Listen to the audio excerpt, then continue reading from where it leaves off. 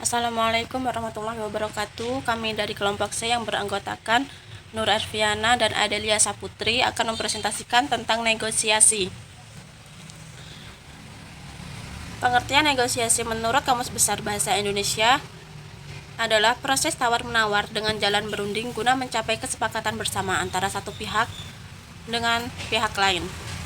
Adapun secara etimologis, kata negosiasi berasal dari bahasa Inggris yaitu to negotiate dan to be negotiating, yang artinya membicarakan, merundingkan, atau menawarkan. Dari kata tersebut kemudian memiliki turunan lain yaitu negotiation, yang artinya aktivitas membicarakan atau merundingkan suatu dengan pihak lain untuk mencapai kesepakatan. Jadi dapat disimpulkan bahwa negosiasi itu suatu bentuk interaksi sosial antara beberapa pihak yang bertujuan untuk mencapai kesepakatan bersama yang dianggap menguntungkan pihak-pihak yang bernegosiasi. Adapun keunggulan dan kelemahan negosiasi. Keunggulan negosiasi itu yang pertama, negosiasi dapat memberikan kemudahan bagi pihak-pihak yang bernegosiasi untuk menentukan pilihannya, dan yang kedua, negosiasi tidak bergantung pada norma hukum. Dan yang ketiga, negosiasi dapat memberikan uang kepada pihak yang bernegosiasi untuk menentukan kesepakatan bersama sehingga tidak ada pihak yang dirugikan. Dan yang keempat, semua pihak berhak memperoleh kesepakatan untuk menjelaskan berbagai persoalan ketika bernegosiasi. Adapun kelemahan dalam negosiasi yaitu yang pertama, negosiasi tidak dapat berjalan lancar tanpa adanya kesepakatan antara pihak-pihak yang bernegosiasi. Yang kedua, sulit untuk melakukan negosiasi apabila posisi pihak-pihak yang melakukan negosiasi tidak seimbang. Dan yang ketiga, ketika bernegosiasi hasilnya tidak dapat diputuskan secara langsung. Prinsip-prinsip negosiasi. Sarjono menyatakan prinsip negosiasi yaitu transparansi merupakan kejujuran, akuntabilitas merupakan dapat dipertanggungjawabkan. Artinya seseorang yang melakukan negosiasi hendaknya konsekuen dengan yang dikatakan. Dan yang ketiga, keadilan, yang dimaksud pembagian porsi dalam suatu kerjasama harus adil. Dalam negosiasi hendaknya tidak memberikan pihak pada oknum tertentu yang dinilai lebih memiliki kepentingan. Dan yang keempat, saling menghargai dan menghormati. Ini bertujuan untuk membina hubungan baik dengan partner.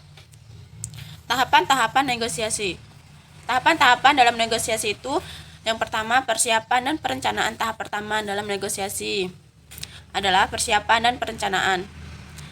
Dan yang kedua, menentukan aturan. Pada tahap ini harus menentukan garis besar dan aturan-aturan untuk melakukan proses negosiasi. Siapa yang akan menjadi bagian dari negosiasi dan masalah apa yang akan dinegosiasikan. Dan yang ketiga, menjelaskan. Pada tahap ini tiap pihak harus mengutarakan apa yang diinginkan. Tiap pihak bisa memberi dokumentasi atau pemaparan yang jelas dan diperlukan untuk mendukung posisi masing-masing pihak. Dan yang keempat, tawar-menawar dan penyelesaian masalah selanjutnya. Tahap tawar-menawar dan penyelesaian masalah. Tahap ini bertujuan mencari solusi. Kedua belah pihak diharapkan saling fokus pada masalah dan kepentingan, bukan pada orang atau posisi dalam mencapai titik temu.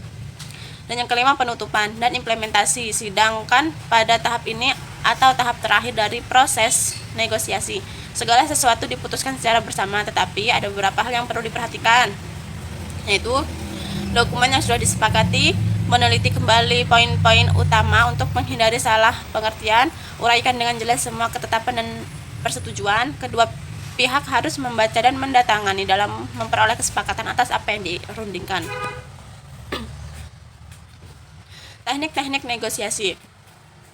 Teknik-teknik negosiasi itu terdapat beberapa teknik yang dapat dilakukan, antara lain teknik kompetitif, di mana secara psikologis lawan dianggap sebagai musuh. Konsesi atau keputusan bersifat langka dan menetapkan pengajuan permintaan awal yang tinggi juga tetap tinggi selama jalannya negosiasi.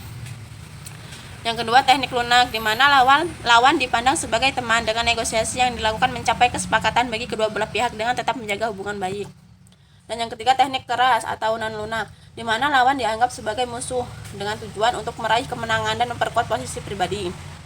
Dan yang keempat, teknik interest based, di mana teknik ini dijalankan sebagai jalan tengah di saat tidak berjalannya teknik keras sehingga tidak tercapai kesepakatan, artinya tidak menang juga tidak kalah.